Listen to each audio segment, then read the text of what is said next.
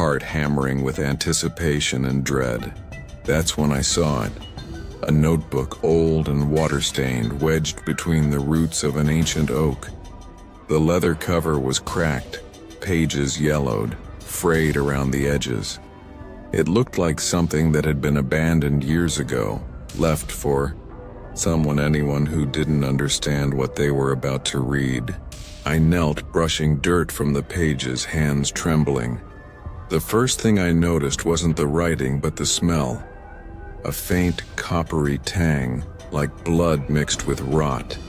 A scent that seemed to cling to my fingers even as I flipped through the pages. Inside, the rules were simple, concise, and written in uneven, almost frantic handwriting. Never feed it past midnight. Never respond to whispers outside its territory. Never approach its eyes. Simple words, but they radiated a weight I couldn't shake. As I read them, a chill ran down my spine, and I felt deep in my chest that this was not a suggestion. It was a lifeline. Each rule seemed to echo everything I'd already experienced: the mimicry, the whispers, the distortion of reality. It all suddenly made sense in a horrifying, gut-twisting way. Someone had survived encounters with this thing long enough to leave these warnings. Someone had understood, and perhaps failed anyway. Determined to follow the rules, I went back home and tried to impose them on my interactions with the entity. I avoided feeding it, avoided responding when I heard whispers outside the bridge's shadowed domain, and tried not to look in any reflection where I might imagine its eyes staring back. I thought that if I obeyed, I could regain control, but the bridge and whatever dwelled beneath it had other ideas. The creature adapted. It didn't just respond to my spoken words anymore. It seemed to reach into my thoughts, pulling half-formed ideas into reality. My mind wasn't private. Thoughts I barely allowed myself to acknowledge suddenly became whispered questions in my room, echoed in the empty spaces around me. I would think, maybe I can trick it, and then I'd hear it reply seconds later, though no one else was there. A subtle, malicious intelligence lingered behind the rasp, a cruelty that delighted in anticipating my moves, my fears, my weaknesses. Despite my efforts, missteps were inevitable. One night, past the hour that the notebook called forbidden, I whispered to myself in frustration, cursing the impossibility of containment. That's when the voice came back, low and slow, dragging each syllable like a claw over my sanity. "You can't stop thinking. You can't hide." I froze. It wasn't spoken near the bridge. It wasn't even at the window. It was in my head. It was inside my head. The notebook had warned me, yet my pride, my desperation to believe I could outsmart it, had led me straight into danger. Then, the real terror arrived. I woke the next morning to frantic texts from my friends. One of them, the one who had dared me in the first place, was gone. No warning, no note, no clue, except a scrap of clothing, damp and dirt-streaked, caught on the roots of the bridge. Just a small fragment of their hoodie, fluttering in the breeze like a cruel parody of life. I felt bile rise in my throat, heart hammering in disbelief, but deep down I knew this was a consequence I could have foreseen. I had read the rules. I had broken them. Fear gripped the town differently after that. The whispers under the bridge became more than legend, more than rumor. They had weight, presence, and intelligence that hadn't just been waiting, it had been watching, calculating, selecting its next target. And now the bridge didn't just belong to the thing under it. It belonged to the missing, to the frightened, and to anyone stupid enough to test the limits of its appetite. I tried to share the notebook, to warn others, but each time I mentioned it, I felt an invisible hand pressing down on my chest, squeezing the words back into silence. The thing, whatever it was, had become aware of the attempts. It had learned. The rules were not mere advice, they were shields, and breaking them even slightly was an invitation to consequence. That night I sat at home, staring at the corner where shadows pooled. I tried not to think, tried not to feed curiosity, but the whispers started anyway, faint at first like the rustle of leaves, then louder, pressing closer to my thoughts. "You're next if you stray. Are you sure you remember the rules?" I shivered, feeling the weight of every decision pressing down like the heavy stones of the bridge itself. Even at a distance, it knew me. Even now, inside the walls of my own home, it followed, waiting, testing. And the disappearance of my friend had proven something far more terrifying than any shadow or voice could. These rules were not suggestions, and the consequences of failure were absolute. I wish I could say I learned from it, that I never strayed again. But part of me was fascinated, even as fear corroded my mind. I kept returning to the bridge, kept thinking I could negotiate, bargain, or control. And yet every time the whispers adapted, the shadows shifted, and the rules, sacred and clear, reminded me that I was a player in a game I didn't fully understand. By the end of that week, the notebook sat open on my desk, pages curling, lines faded but still readable, and I knew the next time the clock passed midnight the thing would be waiting. Sharper, smarter, hungrier. The bridge, the entity, the rules, they were no longer distant. They had become part of my life, embedded in my thoughts, infiltrating every cautious step I took outside after dark. And somewhere, beneath the darkened stone of the bridge, I could almost hear a whisper that wasn't mine, but eerily familiar. Midnight comes. Who will feed me tonight? Section 5, Eyes in the Shadows. I should have stayed away. I should have left the notebook unopened, never wandered near the bridge, never listened to the whispers, never given in to curiosity. But obsession is a slow poison, and fear is its perfect accomplice. By now, sleep was a stranger, a memory dimmed by the weight of what I had seen and what I knew. I had begun noticing them everywhere, the eyes, glowing, shifting, flickering in the corners of my vision like the faint, cruel wink of some predator I could never fully face. It started subtly first in reflections, a glance in the mirror while brushing my teeth, and I thought I imagined it. Too small, yellow-orange pinpricks hovering in the shadows behind my own.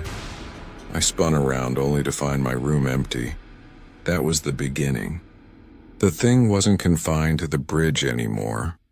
It had learned, adapted, expanded its reach. I was being hunted not just across the darkened woods, but through my own home, through the fragile safety I had left behind. The eyes multiplied over time. I began to count them, though I knew it was futile. There were always more, some vanishing when I tried to look directly at them, retreating into corners or reflections as if shy or mocking me. I began keeping a small flashlight on me, training it on the corners, the windows, the mirrors. Each time it revealed the impossible. Eyes staring from inside cupboards, behind doors, in the gleam of picture frames. One moment they would be alone, another a dozen set in a jagged line, following me silently as I moved. My reflection became untrustworthy. I could no longer tell if it was me staring back or some imitation, some shadow thief lurking beneath the surface of glass and polished wood. Then came the thefts. At first they were small scraps of paper, tiny toys my siblings had abandoned years ago, coins I had left on my dresser. I tried to rationalize it. Drafts, pets, maybe careless hands. But the collection grew more deliberate, more personal. Photos from my wallet disappeared. A small bracelet my mother had given me vanished. A lock of my own hair tied with a faded ribbon gone. Each night I would find these items carefully placed at the edge of the bridge, near the water, as if the creature was cataloging its trophies. The realization hit me fully one evening when I returned home after checking the bridge and saw, in the living room mirror, a flash of movement that was too deliberate to be a trick of light. The eyes were there again, shifting, watching me from an impossible angle. I turned slowly and the room remained empty.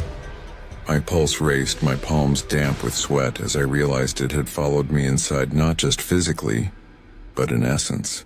It had breached the fragile sanctuary of my own home. By this point, I had started taking precautions, attempting what I called containment measures.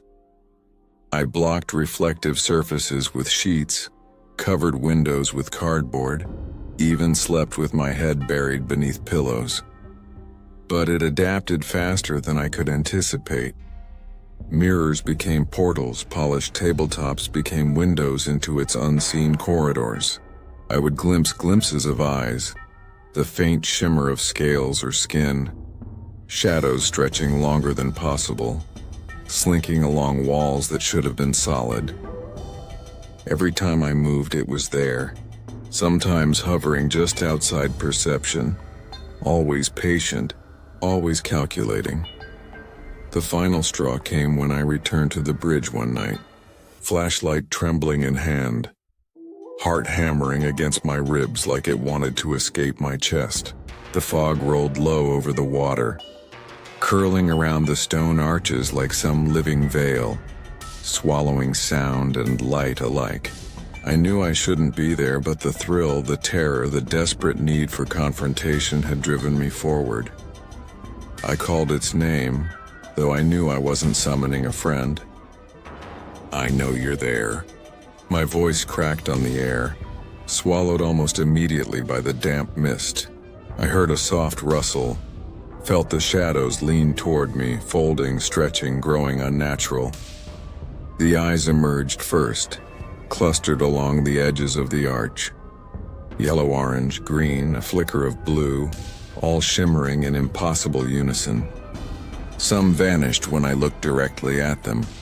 Some blinked in patterns that suggested comprehension, amusement, and something far darker. And then it spoke, my own voice, clear, precise, taunting, dripping with the weight of secrets I had never spoken aloud. "You shouldn't have come back. I know everything." The words froze my blood. Every secret, every lie, every fear I thought was mine alone, mirrored back with perfect clarity. It mimicked me not just in sound but in knowledge, in the intimate contours of my life. I had thought I could manipulate it, bargain with it, understand it. But that assumption was the mistake that nearly destroyed me. It was not a creature to be bargained with. It was something older, more cunning. A presence that thrived on our curiosity, our disobedience, our mistakes. I stumbled backward, tripping over roots slick with moisture. The flashlight skittered across the stone, illuminating a long line of stolen items, each arranged meticulously. Scraps of cloth, a cracked phone screen, a toy car, a notebook. The collection, I realized in horror, was not random. It was a ledger, a catalog of the living, of the brave and the foolish, a reminder of the cost of every misstep. The mist thickened. Shadows stretched unnaturally across the bridge, rising higher than any logical reflection or wall could allow. I saw the outline of the thing, hunched, lithe, monstrous in its subtlety. It leaned closer, the air growing cold, the silence pressing against my ears until it screamed with quiet malice. And then, "Do you want to join the pile?" I backed away, fumbling with the flashlight, but the eyes followed. Some vanished. Some multiplied. I felt every step, every breath, every tremor of fear, observed, catalogued, understood. The bridge was no longer just a place of legend. It was a nexus, a gateway, and I was the prey it had chosen to study, manipulate, and terrify even now. The image of those glowing eyes multiplying and vanishing, shadows stretching impossibly across stone and water, haunts me. I realize with a clarity that chills me to the bone that the thing is not just under the bridge. It is in the space between perception and reality, in reflections, in shadows, in the private corners of thought. It has no need for doors or windows. It has no need for flesh to track me. It knows me, and I know that the next time I glimpse those eyes, the next time I hear that voice, I will be powerless to resist. And as I stumbled back toward the safety, or what I thought was safety, the whisper came again, unmistakable, echoing my own words but with a cruel twist. You belong here, with the pile. Section 6. Midnight Feast. The night was colder than I remembered. Or maybe it just felt that way because every step I took toward the bridge was heavier than the last. My backpack sagged with scraps of meat, bread, fruit, anything I could gather. The kind of offering I thought would impress, perhaps appease the thing lurking beneath the stone arches. I told myself I was careful, brave, clever. I was all of those things in the stories I told my friends, the ones I thought were dares and games.